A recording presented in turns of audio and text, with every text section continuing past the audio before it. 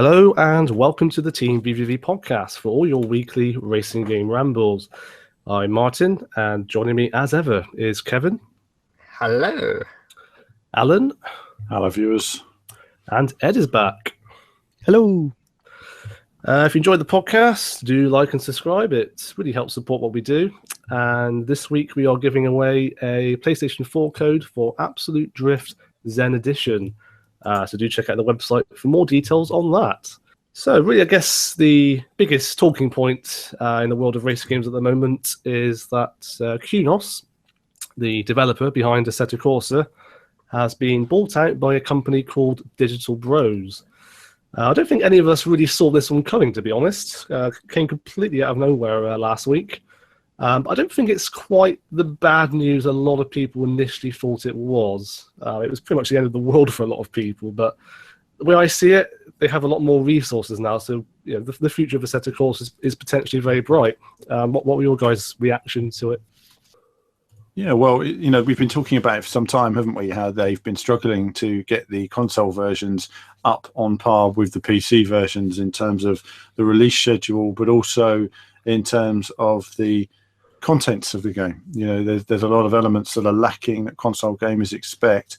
And also, looking at the other racing games that are coming out this year, we've got Gran Turismo Sport, we've got Project Cars 2, we've got Forza Motorsport 7 for Xbox fans. There's a lot of competition on the way. So I think it's, in terms of investment, if this gives them the investment that they need to move quicker with current developments, but also look to develop future developments, for Assetto Corsa 2, perhaps including weather, track temperature details, time of day, this kind of stuff, and it might mean that they need a lot of investment for those areas that they don't currently have. So for me, it's as long as they're allowed to keep making what they're doing right now, that seems to be the case, then it seems to be a positive investment for them at this stage. Yeah, I think the concern was because obviously, the original two owners, Marco and Stefano, there was some concern, obviously, that they no longer had the rights to the series, but they have since confirmed that literally nothing is changing on that front. So, to be honest, it looks like good news from here on in, to be honest. Yeah, interesting. The statement actually revealed that Assetto Corsa has sold 1.4 million units, I believe, as well. So that was interesting, I thought. That was also quite surprising. Yeah. It's very popular for the physics and the online gameplay, and also the modding community on PC is obviously flourishing at the moment. So you can expect people to start picking it up. Yeah, well, either way, I think it's whatever happens, it's positive. And I think, like say, sales figures, it's difficult to know the breakdown. Obviously, it's sold very well on the PC. I think you'll find a lot of that is PC sales. There's different rumours as to, they've sold a few 100,000 on console, but nobody really knows for sure. I'm seeing different figures from different places. I mean, they don't really release actual sales figures these days. And when you see how people cobble them together, you can never truly believe everything you read. But either way, if it means that they can take Assetto Corsa forward, then it's got to be a positive thing. But yeah, they know they've got their market, like you say, the modders on the PC. They want to keep them happy, but give them more to work with. So it'd be interesting to see where it goes. Yeah, we should point out as well, actually, the company that bought them out is actually the parent company of 505 Games, which is the publisher of the console versions.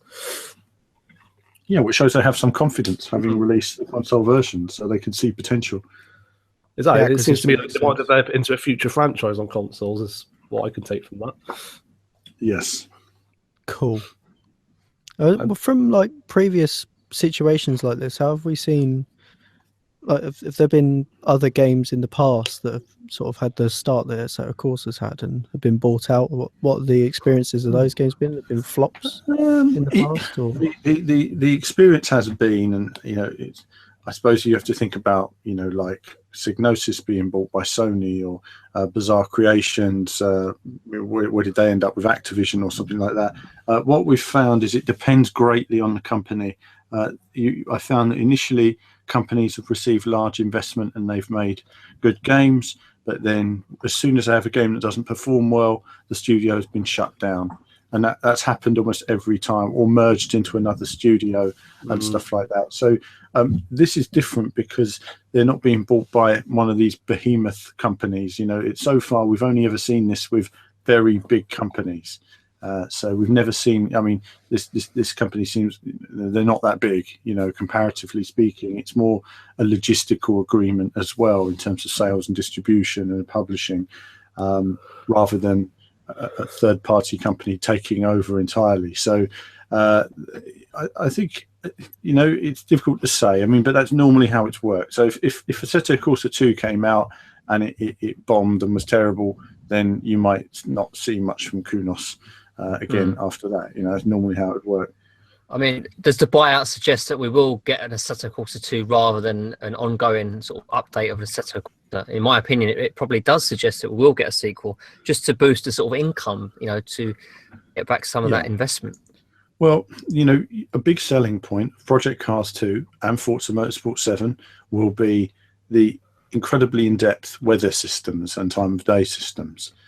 And they will be having, Le Mans running and everything else, and it will look amazing. And Assetto Corsa will be dated.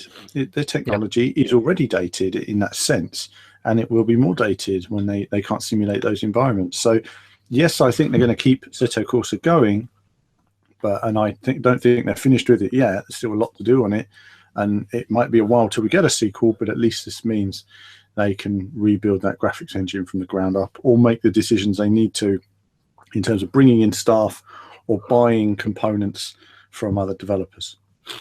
Yeah, it's interesting because we kind of touched on this a few weeks ago about how Assetto Corsa could potentially lag behind all the big heavy hitters later this year. Like it almost seems like almost in response to that, just to make Assetto Corsa remain relevant. Yeah, absolutely. Yeah, because they've got to do something to keep up with everybody, and if they just don't have the resource to do any more, then like you say, they've got to make a decision somewhere. So one would expect they seem confident and happy with what they're doing right now. I don't think there's any problem with Assetto Corsa in the short term. And it sounds to me long term like it will get the sequel that it needs.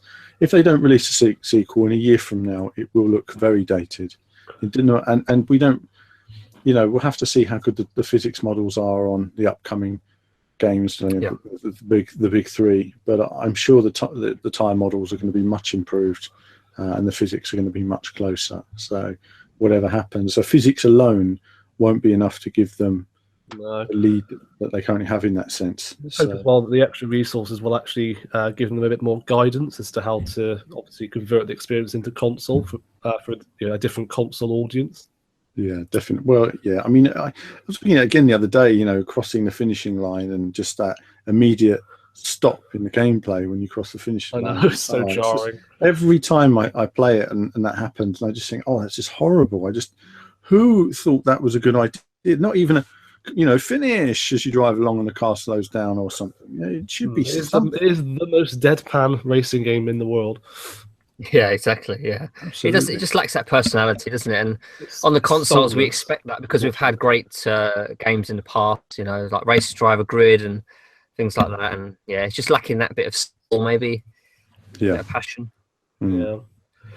So just to quote the statement from Marco at the end, he says, let's see. Before you scream in any direction that Kunos has been bought, the world is over, please sit down, breathe and think, because the only news you should be interested is that by today, we have more resources, time and power to do our job even better than before. I like the sound of that. Yeah. Yes. Positive stuff. Sounds good. Yeah. All is well in the world. We'll see how it goes over the next few months with the console content, because that'll be telling, won't it? If it's really improving, we'll see over the next few months if they manage to get the consoles updated pretty quickly after the PC, if not at the same time. So we'll see. So, of course, one of the main competitors for Assetto Corsa this year will be Project Cars 2. It sounds like we're going to be hearing more about it very soon. We cannot wait for that. From what they've been saying before, it could just be a few weeks rather than months. But anyway, a few more details have come out. Recently, Ian Bell on the forum confirmed that there will be a driver rating system online, which is interesting, really, because that obviously puts it in line then with Gran Turismo Sport. to encourage clean racing and things like that. Yeah, it shows they are trying to obviously compete with the console racing sims this year.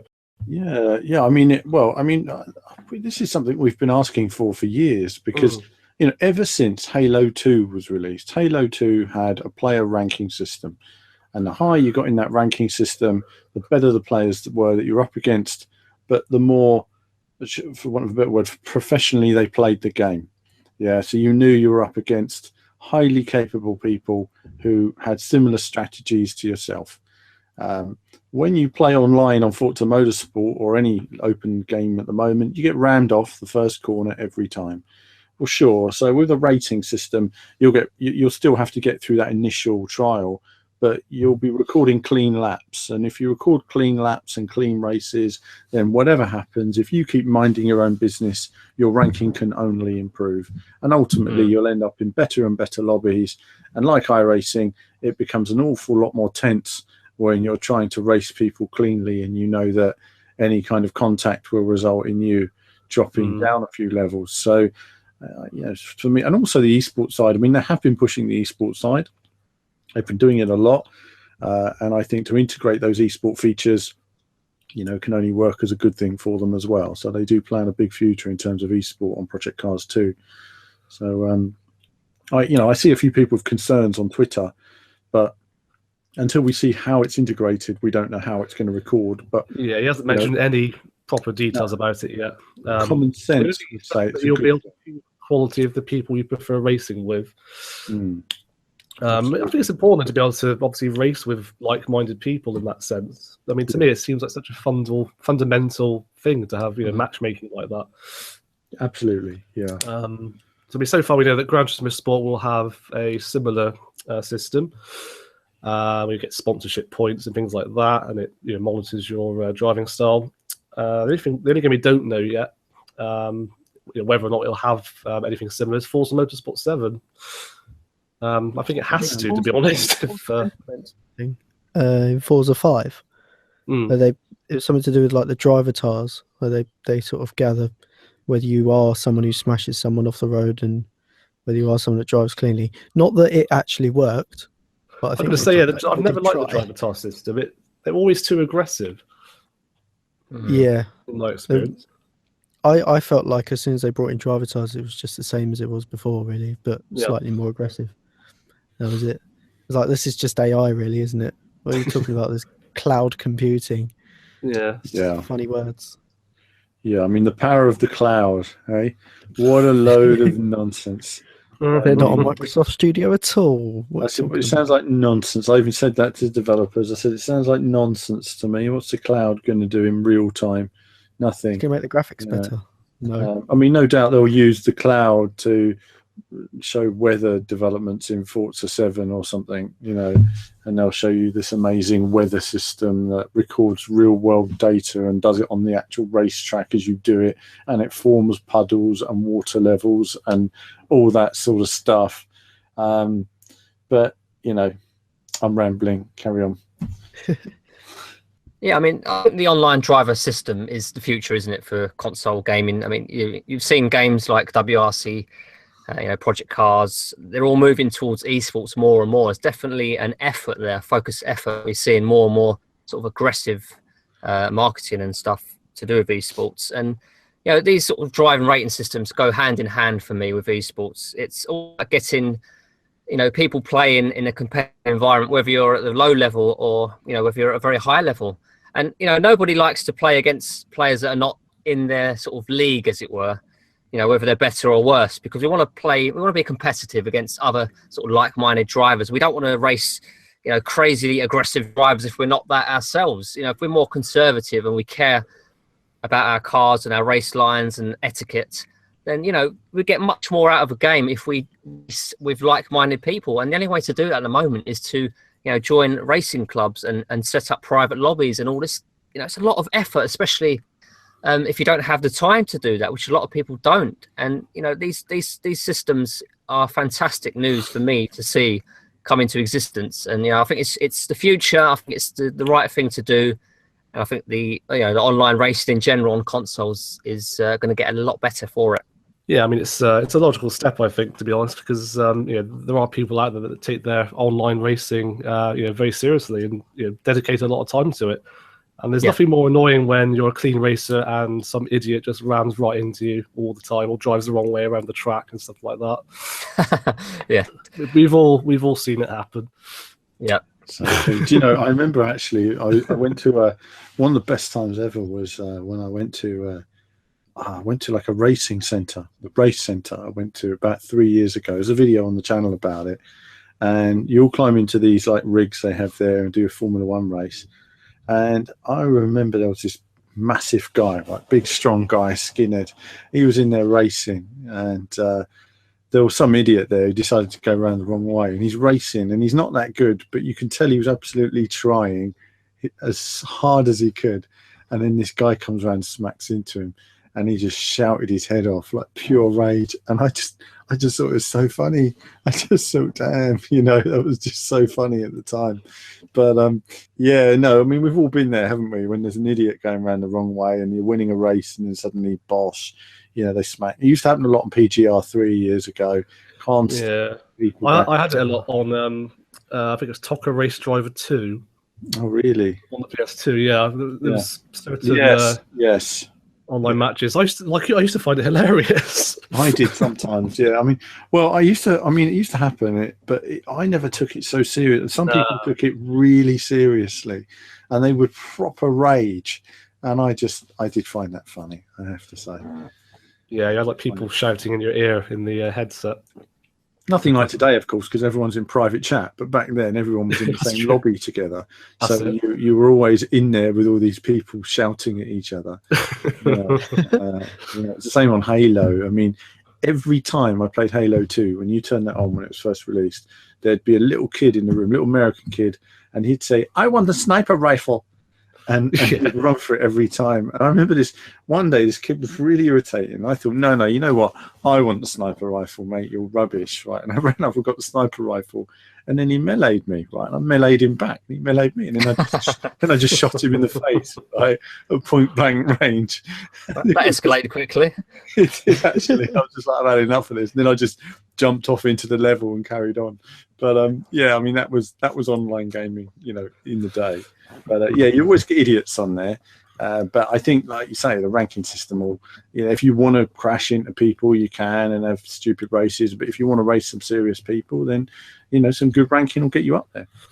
Mm. Yeah, we're not encouraging trolling, just to put that out there. No, goodness me. No, we like a bit of clean racing, and and when you race faster guys, you get faster.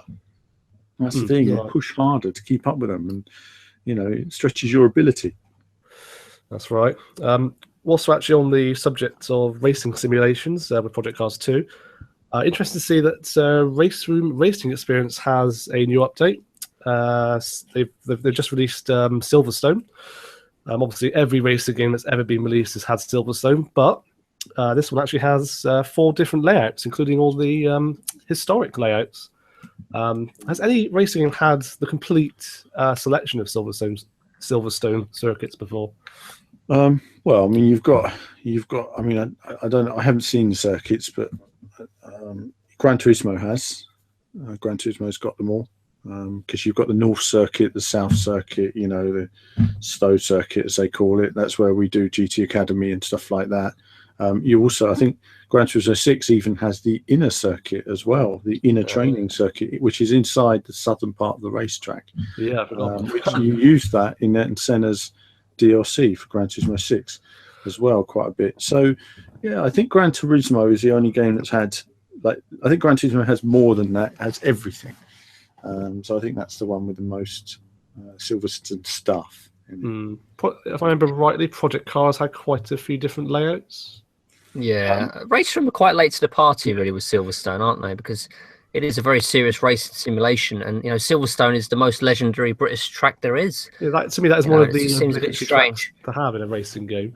Yeah, there's 4 layouts, and then there's also the 5th layout, which is Stowe, which is free, I believe, to all players as well. So, having said that, Assetto Corsa still doesn't have Laguna Seca. No, it's coming though, isn't it? I believe. It's coming. Yeah, I think it is. Yeah. I think it is coming. I mean, I think in terms of circuits, I mean, obviously, Assetto Corsa are held back by the fact they want to laser scan everything. Yeah, it simply delays how many tracks they can have in the game. They've only got European tracks in Assetto Corsa, haven't they? Apart from one or two, so it's very European focused. So they've got a lot of branching out to do there, certainly. Yeah, I mean, but once they've got that data, they've got that data. So, But yeah, I mean, every game's had Silverstone. The problem with Silverstone is if you're going to laser scan it as well, and I don't know if RaceRoom Racing Experience laser scan or how they do their tracks, but it is a big circuit. Yeah, it takes a lot of time. It's a long, high-speed track. I mean, I have to admit, I don't mind driving it, but I do find it a relatively dull place myself. I've never really been a Silverstone fan. I think it's all about Donington. Donington, for me, well, you know me, I love brands. That's what I got. Brands Hatch. Yeah, it's all about brands. I mean, for me, I just love Brands Hatch. I love the, like you say, the undulation, the corners, the foresty bit. I just love it. It's a flow to that course, and it hasn't changed much. In the last 50 years, it really hasn't changed a great deal. So, it's still got that classic structure to it. I like that. Yeah, that's it. Right, so moving on. Alan recently took a trip to the London Arcade Show, which was really a depressing reminder of the current state of the arcade scene, to be honest. Obviously, one game at the show was the new Daytona USA game, which you may have seen on the channel recently. I have to ask this. Here's a challenge for you. Is there anything you like about that game? Just one thing. Anything. I like the soundtrack. It's got the original soundtrack to it. Okay. So it sings Daytona, let's go away. This is probably the only reference to the original series. Daytona, feel the heat, feel the heat. Yeah, we love that. Oh yeah, Daytona. It's brilliant. It's brilliant. You got that when you're racing along. That's all you need. It's fantastic. So yeah, that's the only thing that's good about it. In fact, the only things that are good about it are the things they copied from the original. There's nothing else that's good about it. I mean, I mentioned in the video, everything about it, from the cabinet design to the visuals, the handling, the steering wheel. I mean, my God, the dead zone was horrendous on that cabinet, and literally everybody was falling off the track. I was the only person there who was able to complete the cabinet, who was actually able to complete races. And bear in mind, it's an oval track, isn't it? Well, oval and other tracks, is what the advanced track was in there as well. And I raced a couple of people online. I think it's in one of those races, and they couldn't even keep it pointing in the right direction, And there were people who were arcade fans. I mean, that's the thing. I've played a lot of Daytona.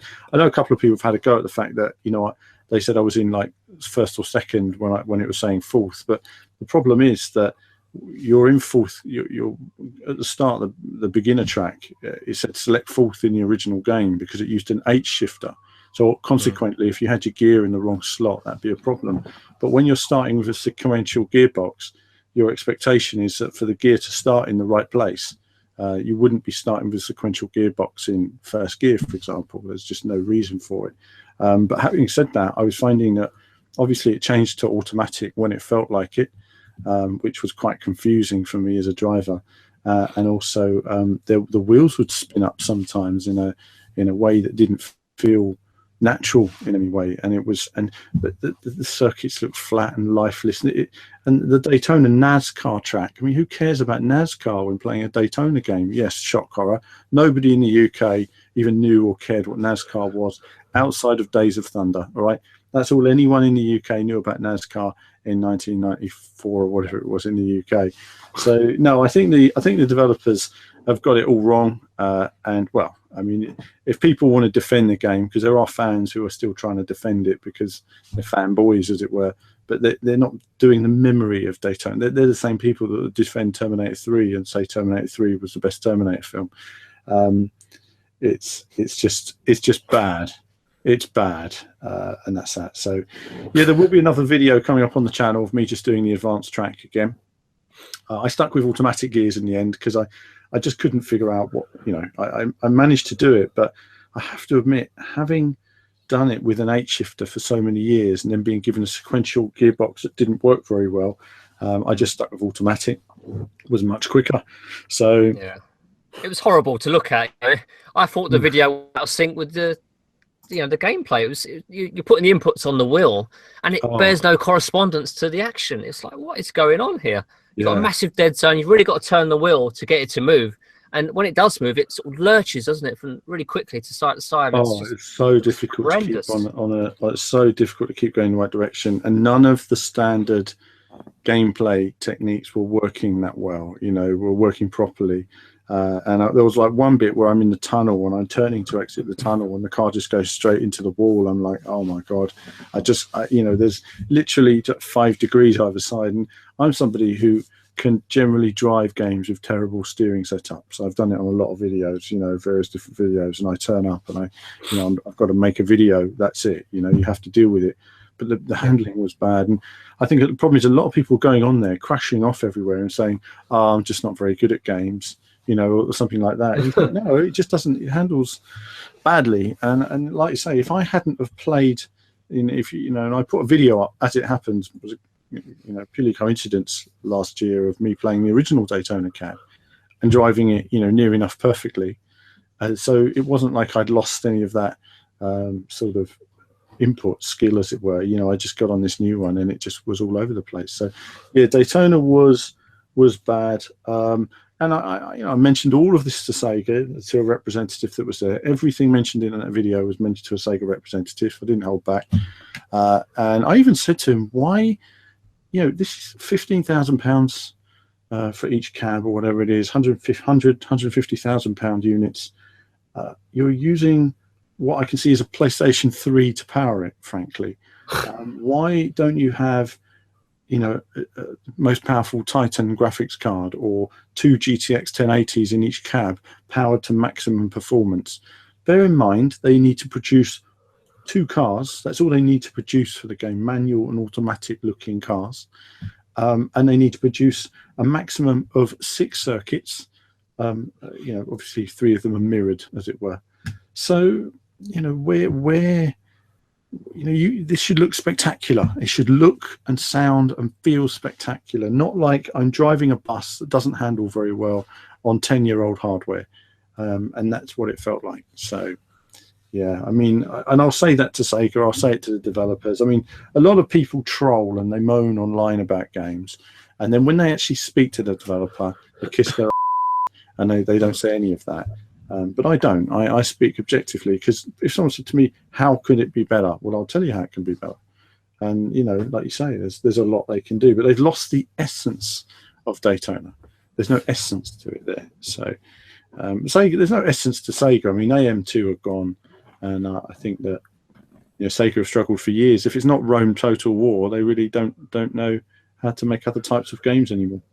Yeah, like I said, it's a depressing reminder, really, of the current state of arcade games. To be frank, to me, the whole point of an arcade game is that it should be accessible and it should be fun. And Daytona seems like neither of those things. No. I want my money back if I paid for a go on that. Yeah, it's harking back to a time. There's no reason. I think the thing about the demise of arcades is people say, "Oh, people weren't using arcades anymore." No, that's not what happened. It's very frustrating when people make up fake stories about why arcades are fake news. Everybody about why arcades aren't doing very well. The reason why arcades stopped doing as well was because they started to put hardware you get in the home, a PlayStation, for example, into an arcade cabinet. And when I went into an arcade and they had Tekken running on a PlayStation in the arcade, I realized things were going backwards, because we had gone from what Namco had was a Super System 22 powering Rave Racer down to, I forget the name of the board that was powering Tekken. And I just thought to myself, why do this? Why put home stuff in the arcade? That's rubbish. You're spending £10,000 on an arcade cab. That should be a £2,000 game console in there. Or PC. Part of the appeal before was the idea of having an arcade-esque game for the home, like with the original Ridge Racer, for example. Well, exactly. The fact is, the arcades, the arcades were great when the technology in the arcade was so far beyond the home You couldn't comprehend it. It literally blew anything away in the home. Take the most powerful graphics card you have times 10. That's what it was in the arcade. Okay, so you'd come home, and obviously, you know, you couldn't afford that crazy amount of hardware. Games cost £500 each, for example. So, you know, I think when you see now an arcade machine, you say, right, what's got to be in the arcade? Well, let's do what's Titan Z? Or Z is the top card. So if you imagine putting 2 of them into an arcade cab right now, would make no difference to the cost of the cabinet. Seeing those performed on hardware at max power, which is a lot more than most people would be able to buy for a long time, it would blow people away. It would give them an experience that's amazing. But that's why arcades died. They didn't die because they weren't as popular anymore. They died because the hardware was crap. The gambling machines were encroaching left, right, and center, and the developers just weren't being supported anymore. And that was basically it, really. I mean, I suppose people say to me, you know, why do you want to play in an arcade when you can play at home? And I always say to people, well, you know, you can go to a pub and buy a beer, but you can buy that beer for a quarter of the price from Tesco. It's not the same drinking at home as it is drinking in a pub. You pay more for the privilege of being in a public place, as it were. And that's kind of what it is with an arcade. You know, people are happy to go to an arcade. When you played an arcade machine and you were good at it, you would draw a crowd, and suddenly there'd be 20, 30 people watching you play that arcade game. I mean, it was like The Last Starfighter. You know, people would come around, they would see levels. Now. People would see levels they've never seen. I remember being a bit cheesy in one way, but I have a Neo Geo, and I learned how to 1 credit. Everyone who owns a Neo Geo should be able to 1 credit a few games. It's just a rule. It's as simple as that. Yeah. And I would go to the arcade, and I would 1 credit my arcade games. And people would literally gather around. They would see levels they've never seen before anywhere, and I'd be kicking ass, and it'd be like, yeah, you know, and you'd get a little bit of a round of applause afterwards and everything. It'd be fantastic. When I played Daytona, there were literally an audience of up to 80 people watching us racing on Daytona years ago. It was fantastic, the atmosphere and the buzz. And you don't get that from esports. You don't get that from any other form of gaming, because in esports, I don't know, I've never really found the respect is there from everybody.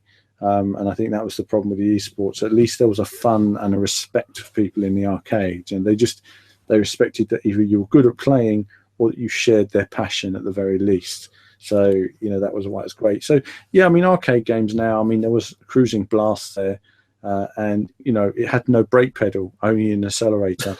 So you just put your foot down and you go from side to side, and then you hit the boost now and again. And I spoke to a arcade company that was there, and the chap said to me, oh, they were testing a new arcade game recently.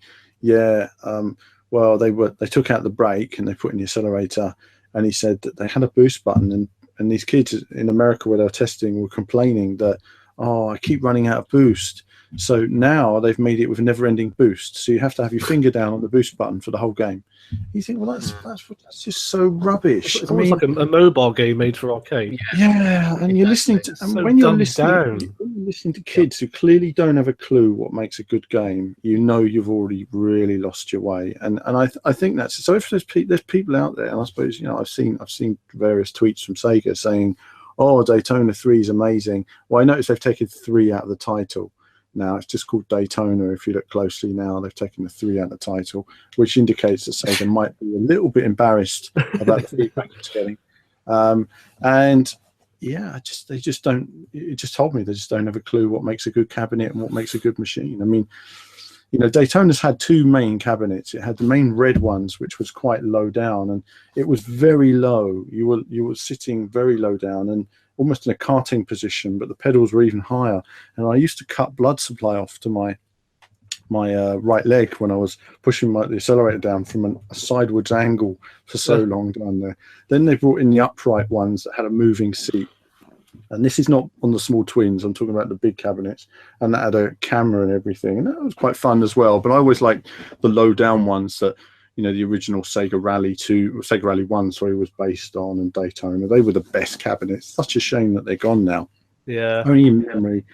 But yeah, I mean, arcades have passed. I mean, I love the arcade, and I have my own arcade machine, which will be going eventually. And I just love that whole genre. But right now, they're run by people who don't understand. They haven't been for a long time. I mean, the arcades died in early 2000. I think Sega's Naomi boards, the Dreamcast for the arcade, were the final sort of straw, really. And we did play them for a while as a community thing, but I own the games at home on my Dreamcast. I mean, why go to the arcade and pay £1 to go just to play a game I already own? You know, there is no point. It was as good as dead then. I think you can't really beat the experience of just sitting in the cabinets in an arcade game. Whether it's Daytona or I used to quite like playing what's it called, 18-wheeler, because it had that kind of full-size truck cabinet. Yeah, you really did with a huge oversized steering wheel. You really felt like you were sat behind the wheel of a big 18-wheeler truck. Yeah, I kind of miss that, you know. Yeah, I mean, there were amazing cabinets. I mean, you had G-Lock, which was the type afterburner game that would spin around 360 degrees. Yeah. You had, there was I can't remember what it's called now, but it's a rail kart game where you'd be two-player, you're on a seat on a sort of rail kart like Indiana Jones in the Temple of Doom. With guns, shoot stuff. Yeah. That was amazing at the time. You had one that not many people have seen. There was only one in the UK, Rage Race, where you climb inside this sort of spaceship capsule that spins around. I'm going to show a video of that running on the PS1. It's terrible, by the way, on the PS1, but it was amazing when it was first shown. And then other than that, there were just various machines, even Star Wars Arcade. You know, you had the 2 thruster controls and all that. Fantastic. Yeah. So the new Star Wars arcade game is quite impressive with the surround screen. Exactly. Yeah, I mean, that harks back to an old school style of thinking. The better ones I've seen lately, actually. Absolutely. Yeah, I mean, it harks back to an old school style of thinking. In fact, it is based on a cabinet. It's about 15 years old, whatever anyone says. Damn it, what was it called? Starblade. It was the Namco Starblade Orbs cabinet. So I'm going to take a look. Namco Starblade Orbs. You definitely know your stuff when it comes to arcade games. Yeah, so if you type that in, Namco Starblade Orbs, you'll find the prototype of the original. Oh yeah, I love my arcades. I mean, I love this stuff years ago. So whatever anyone says, it's a evolution and development of that cabinet. It's pretty old now, but of course then that got used in Star Wars, and then it got used in a jet fighter game, and then Star Wars. So Namco Starblade was amazing, by the way. The original 91 release of that was, again, another amazing cabinet. Any games that you used to enjoy playing in the arcades, Kevin? Besides the ones Alan's mentioned, I forget all the names now. There was a football game where you actually had a football to kick. So you control the character normally with your sort of your buttons and your joystick, but then you've got a ball there you could kick. Oh, yes. I remember that one. That was pretty awesome. Yeah, I remember that. Yeah. There was a helicopter game where you sort of pilot a helicopter and you had all these various controls. I remember that was pretty cool at the time. So I can't remember the name. The name's escaping now. It's been so long. There's one I used to play. I think it was called Thrill Drive. That rings a bell. It's a bit hazy, but it was a game where if you crash, the seat would actually vibrate. Yeah.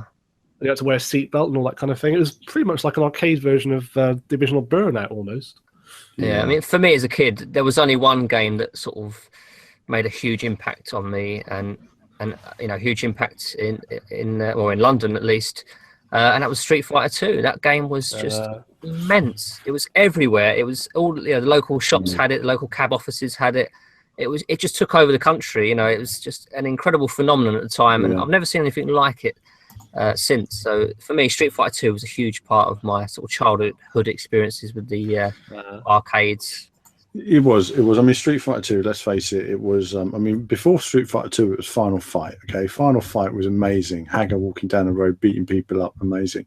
When Street Fighter 2 came out, Street Fighter, man, do you play Street Fighter? Everybody was playing it at the time, and it's all about learning the triple dragon. That was the thing, because if you did a triple dragon, you could knock someone out immediately. So you give them a quick light punch followed by a dragon instantly, and then they get the stars, and then you do it again and again, and they're dead, basically. So that was quite a difficult thing to master. But it was amazing at the time. And then they brought out Turbo and everything, and then you saw it in the big 50-inch cabinets. And what a time, you know! Virtual Racing, Starblade, Attack of the Zolgear, Galaxian, Cyber Sled, Cyber Cycles, Dirt Dash, Sega Rally 2, Virtua Fighters 1 and 2.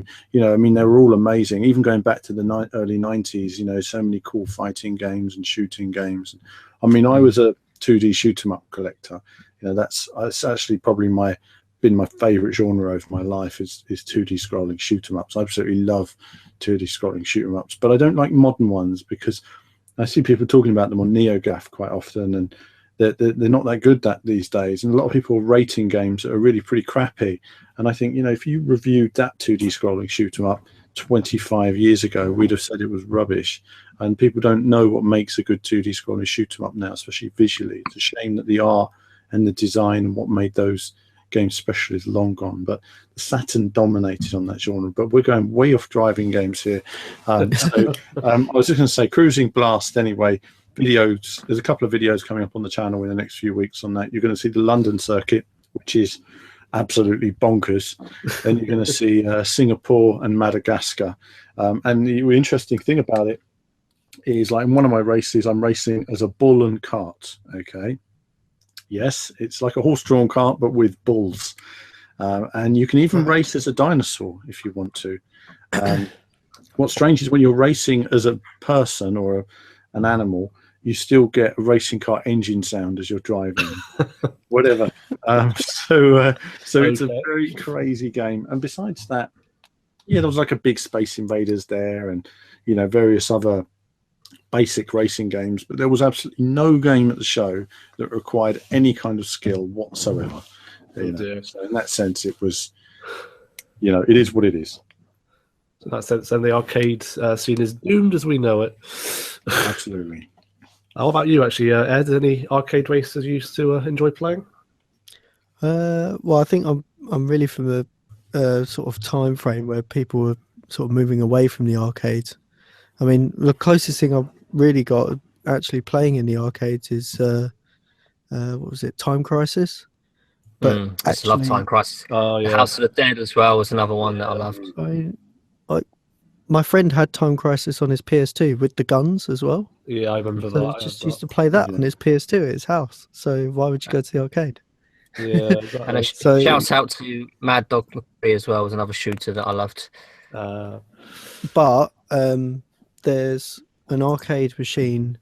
I'm planning on going out to Japan in like end of April. So and the track that I go to, I think there's some arcade machines there that are Initial D arcade machines, or they're D1 GP arcade machines or something like that. So I'm going to see if I can try those out. There is one. The new Initial D has been released recently. There was a trailer for it out a couple of weeks ago, and I've been invited to try it out at some point. So I'm going to be trying out Wangan Midnight Run and Initial D, whatever it's called, the latest one. I mean, I used to play Initial D as well, but I never really got into Initial D because the handling's a bit weird on it. It's because you can't drift.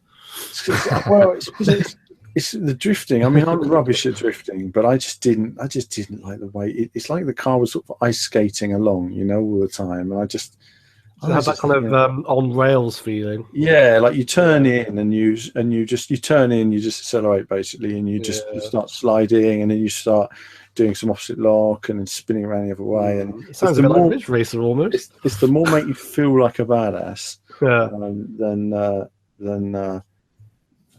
than you are, and I think that was the thing. But you know, I mean, I haven't seen the new version, so I look forward to checking that out. So it'll be a video. It sounds like it handles like a simplified version of Ridge Racer almost.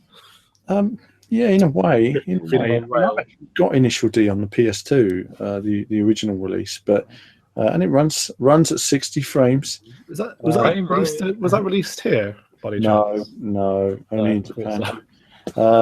I think it was released. It was also released on the PSP, but I haven't played it on the PSP. I haven't seen it on the PSP. But this was Japan only, I take it. Yeah, but there was a lot of Japanese text in it and all that. You know, you've got the story, haven't you? So, if you haven't seen the film, check out the film about the chap. You know, and improving his skills, tofu sales guy, and I can't remember, years since I've seen the film now. It's years ago. That was a while back. It's it was all about the cup of water he's got on his dashboard, and he's got to like drift this whole mountain run without spilling any water. Such a load of nonsense. I do love that. So that he can make his run as quick as possible without damaging the tofu, of course. Absolutely. The skill involved in that film, though. I mean, some of the method to the madness. It almost makes the Fast and the Furious seem Oscar-worthy. I tell you. I think in the live action one, I think most of the driving is done by Keiichi Tsuchiya, I heard, which is pretty interesting. He's like the actual drift king. Right. So, yeah, I mean, the driving in the original film was amazing. It was like, wow, what a cool guy. So have you guys seen the full-size arcade machines, the Initial D arcade machines? No. They are literally a car. Like, it's literally the cars from the anime that are put on like a platform that moves. Yeah. You sit in the car and you control the game with the actual steering wheel in the car and the pedals. And there's just like a massive screen in front of the cars. Yeah. And the whole platform that the cars are sat on is moving. And they've got the Corolla. Okay, I'm looking at them now. Yeah, I see. Yeah, these are very very impressive to be able to get in the car, isn't it? You know, in a way, it kind of takes after the Ridge Racer, the full-size Ridge Racer that was released with the MX-5.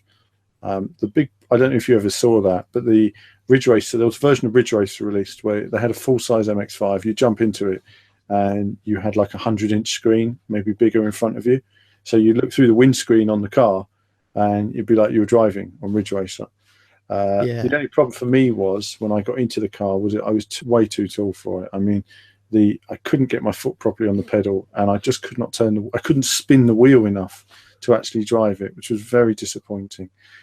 So frustrating. But even something like this is different because it's got a much smaller screen. So it was a massive car with a 50-inch screen. It almost doesn't look big enough in a way. But the idea that it moves and you can enjoy drifting, and I don't know if you guys noticed, I put a bit of Initial D music in my demo 1 video. So check it out, Ed, if you haven't seen it. And there's some Initial D music in that. There is Initial D music in that video, with some misheard lyrics. I'll point out as well.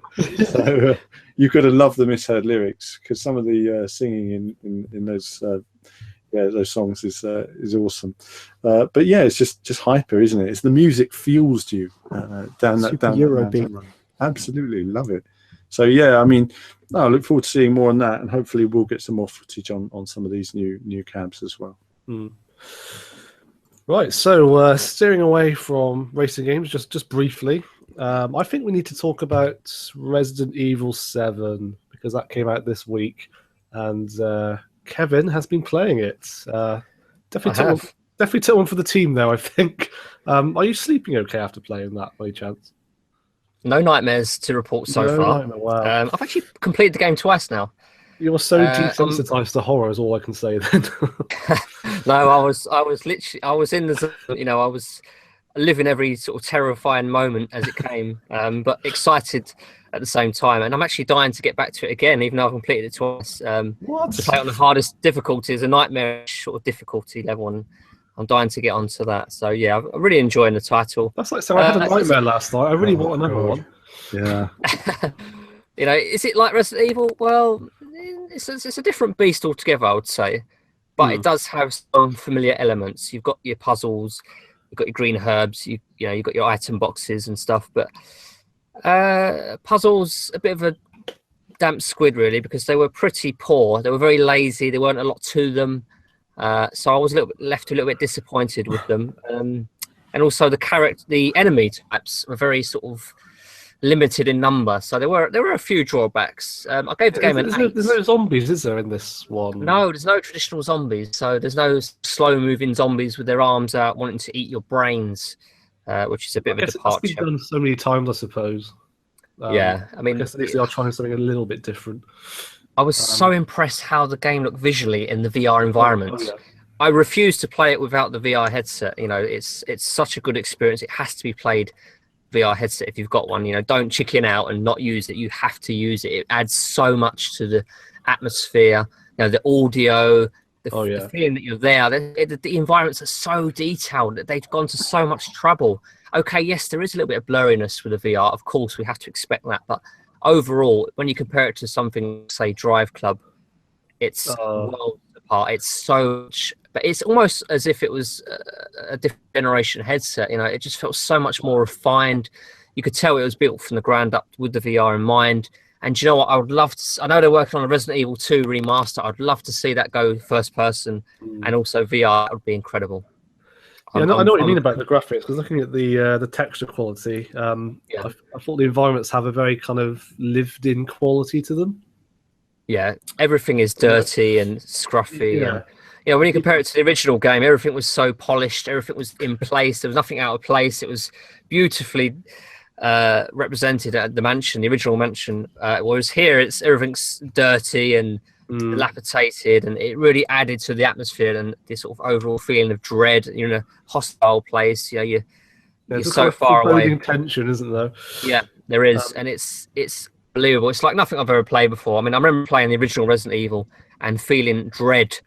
Like, I didn't want to go up the stairs onto the second floor because I was so traumatized by the first floor. About those camera angles. Yeah, exactly. You can't quite see what's around the corner. No, because exactly. You had those sort of fixed camera positions in the original, and going back to the first person, it really sort of encapsulates that limited view again. You know, it's far more effective than the over-the-shoulder shots that we had in sort of Resident Evil 4, 5, and 6. So I'm glad they've gone to first person, and I think it really works well. And you know, with the VR, it's just a match made in heaven. It works so well, and I really do enjoy that game. And looking, you know, if this is a taste of the future experiences, what we can get, then you know, I'm really looking forward to it. It's quite early as well in the PlayStation VR's life as well. I think we are getting a bit of a lull at the moment in terms of VR games. You know, we had quite a good, strong launch lineup, and then there's just a complete drought of games. It's really frustrating. So I think the PSVR needs this extra push again. I mean, this is the very first. Yeah, it's the very first AAA title. So you know, we have to bear in mind. People are saying, "Oh, VR is dead." How can it be dead? It's not even been brought to life yet. It's just getting. This is the very first AAA title, and some people are writing it off. And it's an incredible experience. It's been reviewed well. You know, critics have fallen in love with this game. It's such a high rating. It really is the shot in the arm that the series needed and the VR needed as well in some respects. So it's is the voice acting still rubbish? No, it's very good actually. Is it? Okay. Yeah, I still remember the voice acting in the first game is notoriously bad. There's no dual sandwiches. Where's Wesker? Yeah, maybe it's Chris. Yeah, it's pretty poor. Exactly, yeah. Where is Jill? Must find Jill. Yeah, it's always funny, isn't it? You know, when you hear that kind of... I've got to interrupt for a second, because when you hear that commentary, and it always reminds me of sort of an old school sort of cartoon type stuff. It's very of its time, isn't it? It is, you know, and I think when you watch something like... I have to say, it always reminds me of like Thundercats. And... like when they crashed on a planet at the beginning, and like you say, Panthro goes, "Hey, Lion-O, I managed to build the Thunder Tank," and you know he managed to build Thunder Tank from the wreckage of a ship, like the most advanced piece of equipment ever known to the universe. Anyway, carry on. That's random. Sorry, it was like voice acting. Tangent there. Voice acting linkage. You know, tenuous. Yeah, what was I going to say? Yeah, so were there any moments then that genuinely scared you, or did you play the entire game, completely straight faced? No, there was one jump scare that really got me. I made an audible noise, which is unusual for me. I don't normally scare with noises. You know, everything's internal, like, you know, the heartbeat and the sort of stress. But I think an uncensored video of this needs to happen. That got me good. That jump scare, I tell you, that was oh my goodness. I mean, there are moments in that game that, wow, you know, it's so scary. Where is the enjoyment in that? I tell you, pure fear. Pure fear. You know, again, I'm going to go on a tangent. When I played Condemned for the first time on Xbox 360 when it was launched, my God, it was so scary seeing people flit about in the darkness. You know, like Doom 3 was quite scary for me. Oh, it was. Babies bouncing up and down trying to eat my face and stuff. You know. Now, the kitchen demo was more than enough for me. Yeah. When that knife's like being, when that knife's just coming towards your face, oh my God. But scarier than the knife, though, was the woman's face. That she's right in your face. Yeah, I know, yeah. And that's the theme that continues with Resident Evil 7. You get people right in your face. And you know, with these sort of demon-like faces, it's really scary stuff. It does. It really does feel like it's invading your personal space, doesn't it, in VR? Yeah, it's very, very effective. There's one death scene where the head of the family, Jack, he gets right into your face. He holds your face and he sort of snaps your neck, and you die. And he's staring at you inches from your face as he twists your neck. You know, it's quite intense. And yeah, there is another part at the very start of the game where your girlfriend, your wife, actually chainsaws your hand off. So yeah, that's another interesting part. Yeah. Wow. I think one that says you're a braver man than us. Absolutely. Oh God. I mean, even for me, the Brookhaven experiment was enough, you know, for me. God, I tell you, I've got these zombies walking towards me, and I'm turning around, and they're coming in my face, and they're running at me. Oh God. You know, I got that off, and I say, at least I did the bloody video. That was it. Like, what a relief. I'm done with that now. Do you know, I always say to people, the one thing you don't get about horror games in VR is the sense of scale. You know, these are full-size characters, you know, 5 foot, 6 foot tall, coming at you. And doors are full height and everything, and it's like, you know, it's so visceral. Jack's big. You know, no matter how tall you are, Jack is, you know, a few inches taller than you in your headset. So it's pretty daunting. That is, and also, you know, the 3D element. It feels so real, like you can almost touch it sometimes. You know, that's, you know, it's, and you think you know, technology-wise, we're at the beginning. You know, imagine where it's going to be in a few years' time. Wow. Imagine Resident Evil 10. I mean, you're going to have to include nappies, you know, with the game. It's just it's going to be not just that as well. Also the 3D audio.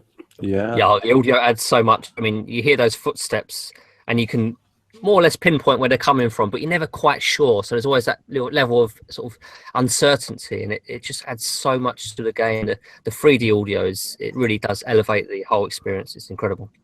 So yeah, we've had quite a few random videos actually on the channel this week. What can I say? We're all responsible adults here at VVV, obviously. Wait, what am I talking about? We're all big kids actually, which is why Alan recently went to a big toy fair in London. It sounds like a dream come true, Alan, because you managed to meet Pikachu. I did manage to meet Pikachu. He gives us a nice wave at the end as well. Lifelong dream. Yeah, it was nice going to the toy show, actually. You know, you're seeing lots of stuff there. Obviously, I'm an adult now. This stuff doesn't appeal to me now. But it was nice to have a wander and see some of the toys that were there. And I got a nice tour of, got a tour from Scalextric and Hornby and all these other companies. And then I had a look at Revel and all of their model kits and stuff. And, you know, they were really nice. They were the sort of thing you want to play with if you played with things like that. And yeah, there was a phenomenal bits and pieces there. But there was one thing I didn't get to see. I'm going to mention this. Was apparently there's a chap who had these bracelets there that when you move your arms, they make sort of noises and music. But it also had a kung fu mode. So when you do punches, it will go wah, psh, and you can actually do an actual kung fu film when you're wearing these bracelets and have a kung fu fight with authentic sound effects. I mean, that sort of thing is just awesome at any age. Yeah, I think, you know, obviously for the channel, I mean, having a look at all the racing cars and stuff like that. I mean, there's so many remote control cars and stuff. There's a lot of drones and stuff like that, but there's a lot of car stuff there. So I'm liking the Knight Rider kit. Yeah, I like my TV and film cars. Yeah, I mean, that was from 1980. That's an 84 kit. I actually got that in 84, and it was too hard for me to build at the time. It was way too complex. There was some Batmobile there as well. Yeah. I mean, everything was there. Some of the kits, I mean, there's a lot of stuff I didn't have time to film because it was more experimental for the channel. You know, I didn't know how. Obviously, you can see my helmets and I've got a couple of cars and stuff, but, you know, a lot of people collect this stuff. And I think a lot of viewers also collect it. I mean, we've all probably got model cars and stuff like that. I've got a few 1/18 scale models. I've got the Bullet Mustang, for example, and the Vanishing Point Challenger right next to me at the moment, as it happens. Yeah, I mean, I've got a few myself here and there, but I wanted to see like sort of the whole range of stuff. You know, there's a lot of stuff that perhaps doesn't always get a wide audience there as well. So it was nice to have a sort of rummage around the different toys and stuff. There's a lot to discover, but in terms of the cars, I mean, there was a wide range of stuff. So it's the sort of thing we might look at from time to time on the channel, you know, having a look at some of the latest bits and pieces coming to the market and stuff like that. What was your main highlight of the show, would you say? Oh, main highlight. I'd actually, I wouldn't say there was, you know, I wouldn't say there was any one highlight. I'd actually say that the day was, you know, overall it was interesting. I think the stand that had the Senna cars had this section of the Avengers section, and I didn't film it. It was one of the things I didn't film, but they were incredibly impressive sort of models and figures they had. And I did film their Alien models somewhere near the end, and it was very impressive. And yeah, I think the Revel model kits, I mean, they've been around for years, but they're always impressive model kits. And but there was nothing else sort of too crazy I was looking at. I mean, I think if you're investigating new toys and you're looking for something unusual, I mean, I met a few journalists and they were talking about a new robot, whether it's Technics robot or something like that.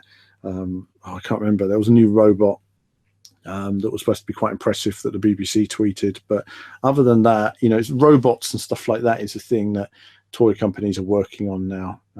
I suppose they work a bit like Alexa. You can talk to them and stuff like that. So that's going to be sort of the next craze. But if I'd gone there when I was, you know, little, I would have just like I'd been a nightmare. I'd have been running around, wouldn't have been able to contain myself with that many toys in one building. I'd have gone crazy with it all. You know, it's funny actually. When I was little and I used to go to Toys R Us, I used to like toy guns, and I used to go to the toy gun section. They used to have an armory basically, and I pick a gun, Alan, and I would take like, you know, 2 hours trying to find a gun that I actually liked. I couldn't make my mind up, but I loved it. Toys R Us like blew my mind when I first went to one when I was little. But yeah, I mean, it's nice to see all the toys and. You know, like you say, it's glad to see that it's had a good reception from people in terms of the video as well. So it's certainly something we'll cover more later in the year. So there you have it. Probably our most liked video in a while, ironically. Yeah, it's got good feedback. I'm just going to, while we're just off the subject, I just wanted to bring up something else actually. We haven't reported on, but Star Wars: The Last Jedi was announced this week. More on sort of the toy stuff. I'm really looking forward to it. I was going to ask you guys, who do you think the Last Jedi is? According to The Force Awakens, it's Luke. We see. I've been looking into it. That'd be too obvious. Well, the thing is that this is where the conversation comes up, right? Because it's like if you know, Yoda said at the time, "The last of the Jedi will you be?" You know, in Jedi and all that, and you think, okay, so Luke's the last Jedi, but Leia has Jedi powers. Isn't she going to be a Jedi as well? Rey has Jedi powers. Isn't she? Is she a Jedi? And you say, well, someone's Sith or Jedi, but then you say, well, what makes a Jedi? Who awarded Luke or trained Luke to become a Jedi? Well, Yoda did. Yoda was a member of the Jedi Council. Well, if there's no Jedis to train someone with the powers of the Force, who then becomes a Jedi? Does Rey become a Jedi if there's nobody from the Jedi Council training them in any way? I'm just throwing out there that, you know, that Jedi.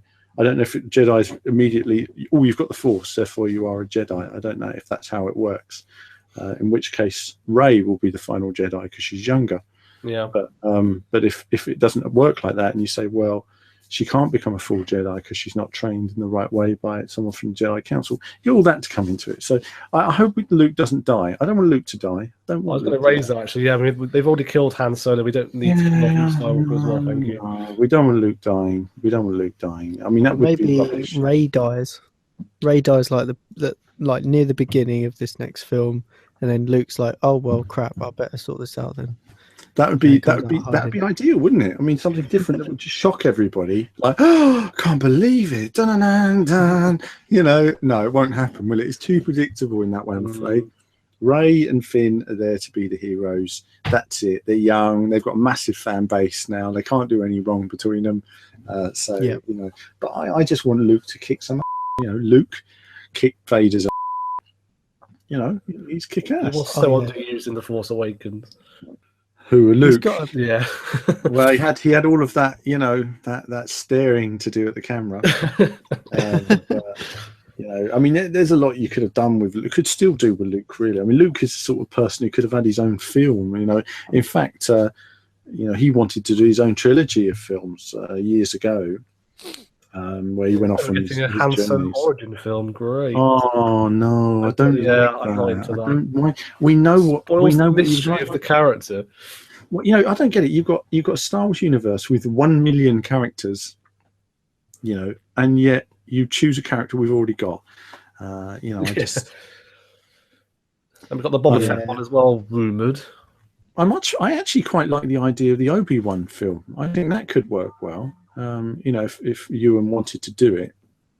Well, like between episode 3 and 4. Yeah.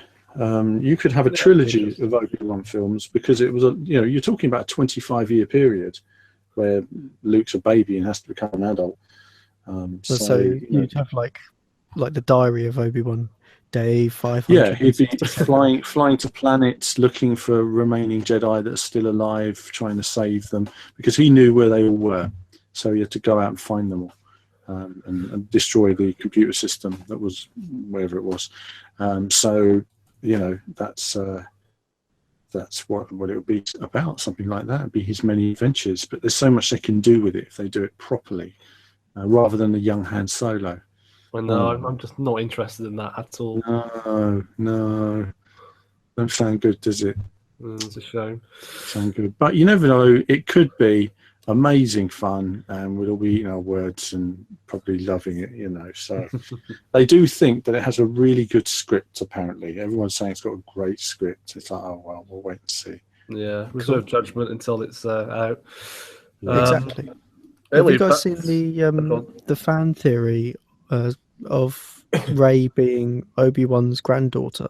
Yeah, seen all that. I mean, well, because people were saying, well, who is she connected to? And she was on some desert planet there, and seeing the ship flying away. And it's, well, she's got to be related to someone. And she hears Obi-Wan's voice when she touches the lightsaber and all that. I mean, anything is possible, isn't it? I mean, or it could be someone completely different. Who knows? Yeah. Kevin probably has no idea what we're talking about. No. It could be Vader had a love child with somebody and then just threw the baby on a planet or something. Yeah. Anyway, yeah. So back to racing games. Yeah. we just can't resist a Star Wars tangent.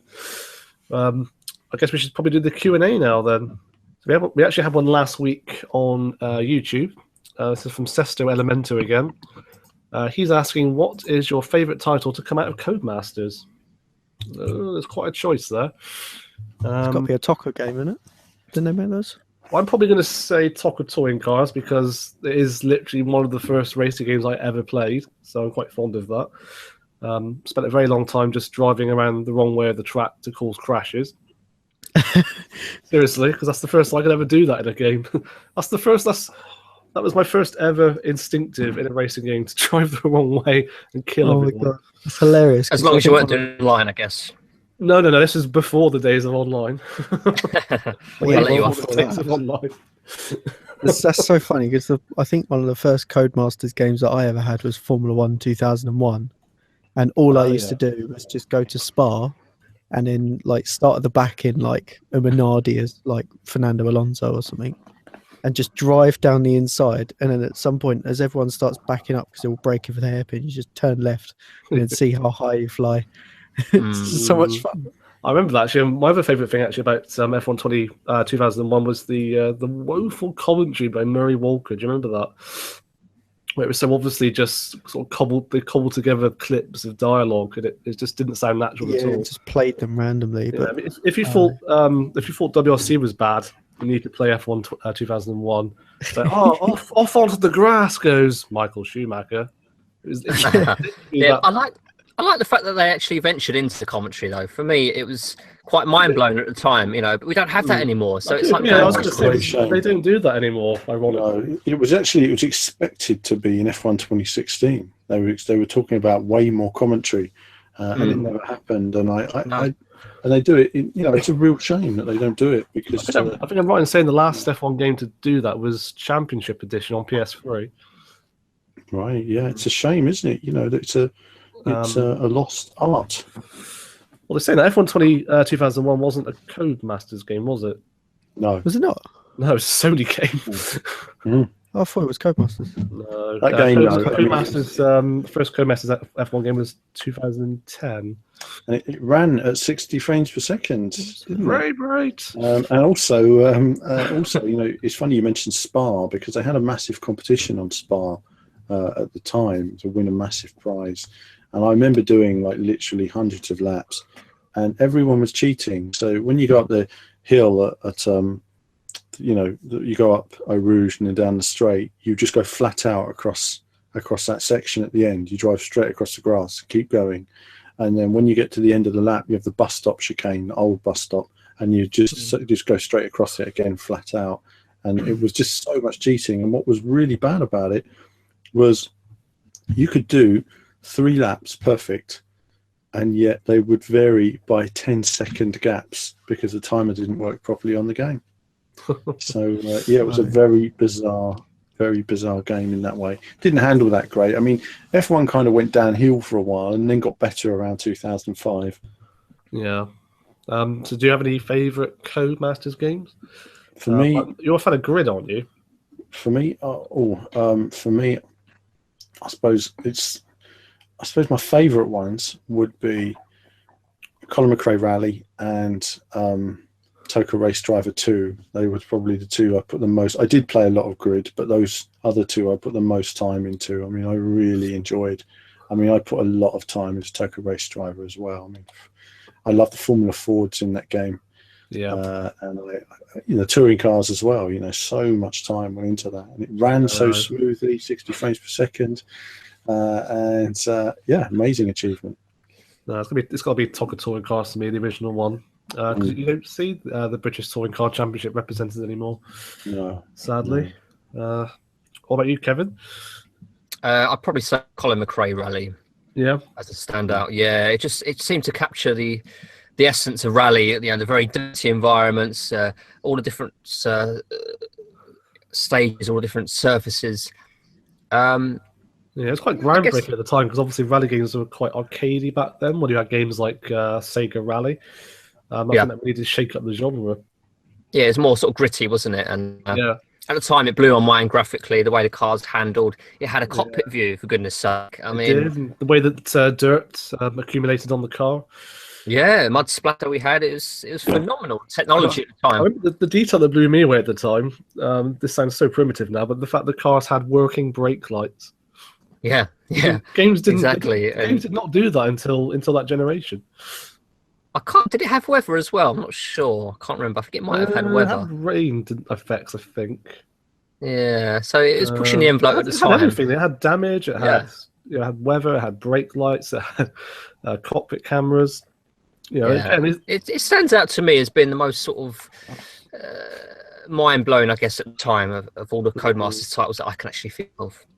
But you couldn't drive a tank in it like you could in Toka Touring Cars. That's the one thing it lacks.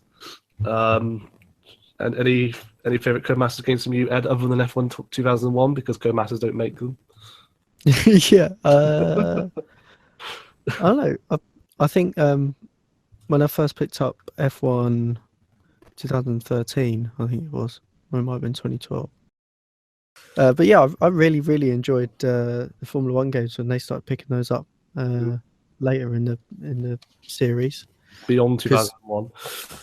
Yeah, exactly. But the more recent ones, I got really into that before my Microsoft wheel broke. Yeah. Right. Moving on to Facebook then. Dave McQuiston says, why do you think racing games such as Forza have taken a swerve from the rank systems such as professional and championship, etc.? Ask Turn 10. Yeah, I mean, we've been talking today about. Does he mean like ranking systems like what we were talking about with Project Cars 2? I was wondering, yeah, does he mean like matchmaking, that kind of thing? Because as far as I know, traditional ranking systems are in racing games, like the really rudimentary ones. Unless I imagine he means the matchmaking systems like what we were talking about earlier. Yeah, so the problem with Turn 10 is that, they like to release a game, every sort of couple of years. So, if weather is going to be the big selling point for this game, then they're going to have to hold something back for the next one. And that's always the problem with Turn 10. And like you say, you always feel they're holding something back because they've got this release every 2 years and they need a unique selling point. So esports is a thing right now, but they might say, well, we're going to gauge how Project Cars and GT get on. Or you never know, they might surprise us and say, right, we're up against GT Sport, we have a chance to finally beat them in every way. Let's go all in. Yeah, it's a tricky one, really. So next question, Steve Woods says, out of all the racing games you've played, that's quite a few, which one has the best AI opponents? Ooh. Well, it's not Project Cars, that's for sure. No. I would actually say it's quite good. I've actually had the best races I've ever had on Project Cars when it works, right? So, for example, there are some tracks, like if you try Formula C on Zolder, they just don't know how to drive the circuit. They'll fall off everywhere. It's a bit of a mess. But if you drive GT cars on a lot of circuits, they run really well. And I've had cracking races with GT cars. In fact, I've had the best best racing one-player races I've ever had with their AI when it worked. So, the AI is quite realistic and reactive when it works. When it works. Yeah, you can actually seem to have overtaking strategies and things like that. Apart from that, nothing stands out to me actually at the moment. I'm finding it hard Gran Turismo. Yeah, because most of the time it's just like you just thinking of like whether or not it was the AI or whether the game had some rubber band effect that just meant that you won on the last corner every time. Yeah. A lot of games, yeah. I mean, that's why. I mean, you can have fun on Mario Kart, for example, but the rubber band was always a nightmare on that game. Yeah, I mean, so many of them are quite basic. I mean, like you say, they just stay on a racing line. They don't try to defend in any way, which is a bit dull sometimes, I mean, especially on Formula One, because it makes overtaking just so easy. You just go up the inside and brake late, and knowing that the AI has been told not to turn into you. So, there isn't that challenge there. Whereas, as I say, sometimes it's a difficult line because you don't want the AI to just bash you off as if it's completely blind, which happens to me in Assetto Corsa sometimes. There is one game where the AI do actually block you. They move across and they physically block you, and that's Ferrari Challenge, if you remember that game. It's quite annoying though, because you try to make the pass cleanly and they literally just move out of the racing line and just sheerly to block you. So is that good AI or is that annoying AI? I'm not quite sure. It's probably a bit of both. It's competitive AI. Yeah. It is, yeah. Yeah, I think that's it. I mean, I think depending on the ranking that you are, I think you need that challenge. I'm sure Project Cars does do that sometimes, though. I've had battles where it has felt like they're trying to overtake. I've had that. Realistically. Yeah, I've had a few times where cars have pulled off the racing line going into a corner, and it's prevented me overtaking. So yeah, exactly. So it's a weird one, isn't it? There's no game that does it right. But the best individual races I've had have been on Project Cars. Yeah, I think I'd agree with that. And probably the worst is still Gran Turismo. Just so robotic. Yeah, so they just stay on the racing line and they're just in the way. You don't even feel like they've got no soul to them. Or they don't it's like a train of cars, isn't it? bricks with wheels. I think Milestone are guilty of that as well in their games. It's just a straight line of competitors. Yeah.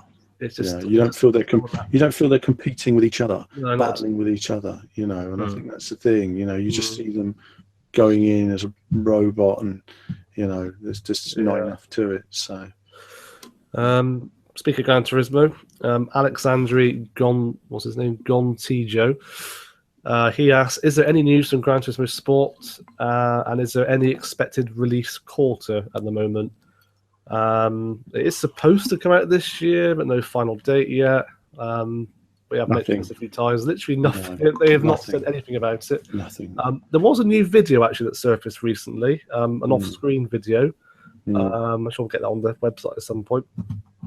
Did it reveal anything new though? I think was it a track we haven't. New track with rally cars running on a new track, like a bit of an autocross circuit, really, more than anything else.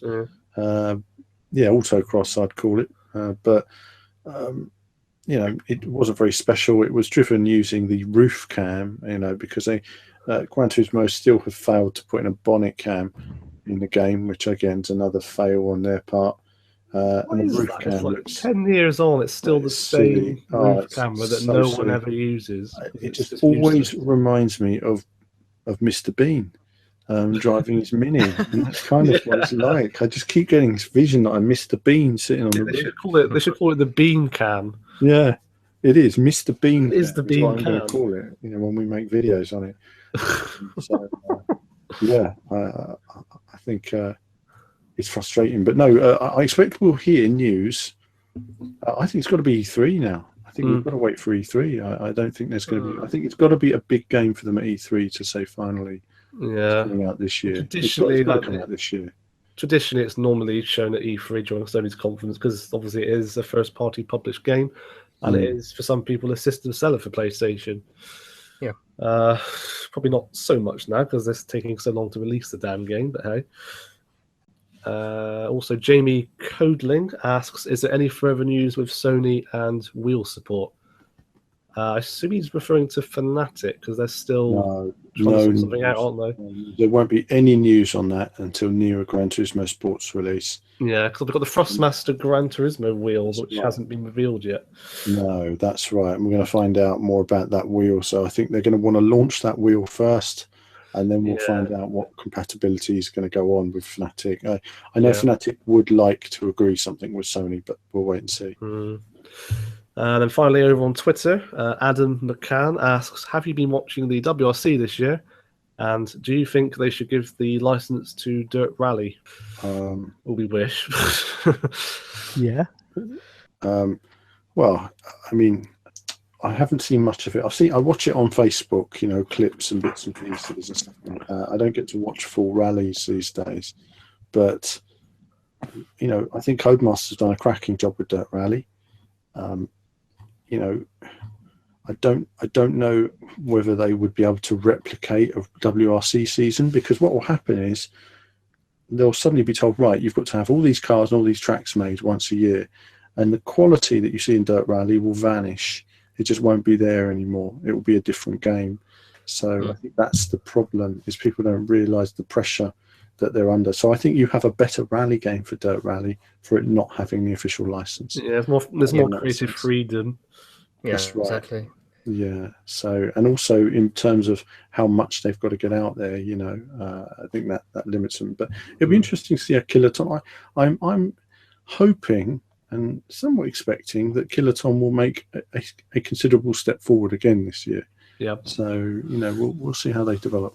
I think the one positive I can see from having Codemasters get the WRC license is, of course, that some of the team from Evolution Studios are now on board, and of course they made the original WRC games on PS2. Right. Which is fantastic. Yeah. I think there's 4 or 5 games released, and I mean, just like the Milestone series and indeed the Kiloton series, they did progress as they went on. The last one was really good, actually. That was WRC Evolve, which had the dynamic hazards you had to avoid on the tracks. That was a massive step up. And then, of course, Milestone got the license, and we know what happened then. I think the original WRC, is that? Oh no, that wasn't that game. I was just trying to think. There was that kid who played a rally game, and he found his dad's ghost on it. It's like his dead dad's ghost. Oh yeah, I remember Rally that. game. I forget which game it was now though. Might have been. Might But be that called- original was it called WRC McLaren Rally or something like that. Love that. The original one on PS2. Yeah, Mm. many hours on that game. It was very, very good. Yeah, I remember being blown away just seeing the driver and the co-driver fully modelled in the car. That was a novelty back then, believe it or not. You can actually Just my see him reading the introduction. pace notes and all that kind of thing. Yeah, Yeah, well, it's like moving his head down, having a look. Yeah, yeah. I mean, that was something I liked. I think it was like Porsche Challenge when I showed that as well. I had a man in the car. It was always nice to have a chap in the car. yeah. Before, I mean, Gran Turismo, for example, had blacked out windows on all the cars. I was just about to say that, funny enough. Yeah, it was rare to see a game that had transparent windows. That's right. I Yeah. remember when Toka 2 did it for the first time, Mm. and it was a big step up. Just seeing heads moving inside. Yeah. That's the thing, it's just head movement. It's like, wow, amazing. My, how far we've come. I mean, we've been Mhm. blown away by working brake lights and transparent windows, and now look at it. Well, in some ways we've come far, and then there's Need for Speed, which takes a big step or two or three back. So it's Yeah, well done, Need for Speed, for that. compromises even nowadays, isn't there? Yeah, well done, Need for Speed, for taking that step backwards for us. Yeah, the evolution. Yeah. Right, well, that's it then for the Q&A. I guess the end of this podcast, unless anyone else has anything else to add. No, I think that's about covered it. Yeah. Gosh, we have rambled on a lot this episode about all sorts of things. But we hope you enjoyed the episode at any rate. Thanks, as always, for listening. And if you have any questions for us, obviously just leave us a comment on YouTube or obviously social media or the website. But that's it from us for now. And we'll see you again next time.